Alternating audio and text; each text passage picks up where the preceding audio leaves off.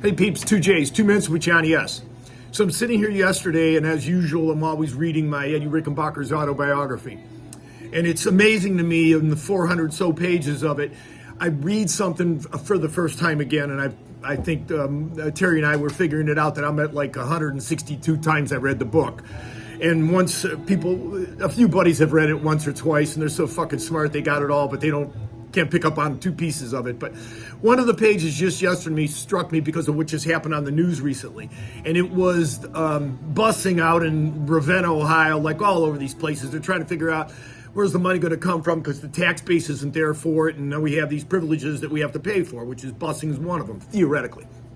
So in it, all I see are these big, fat country women screaming about busing, and the kids got to walk to school. And they were saying they had a little map outside the area, and you could see that 75% of the kids were coming from inside of 2 miles.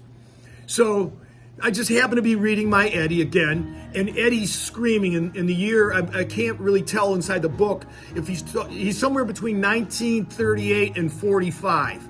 That he's talking, and he's screaming about busing. And then right away my head goes to busing in the 60s, which isn't what he's talking about. He's saying that, and he's screaming about this, that we are going to take away our children's best athletic, for most of them, that walking is a chore or a task. And he goes, we're taking the greatest gift, exercise, walking to school in all seasonal weather, and those friendships that's created there. See, this is Eddie, who, I'm surrounded in my world by these educated idiots, which people, hey, you got a diploma from here, there. Eddie Rickenbacker, still my hero, probably one of the greatest heroes of all time in the U.S., had a 6th grade education.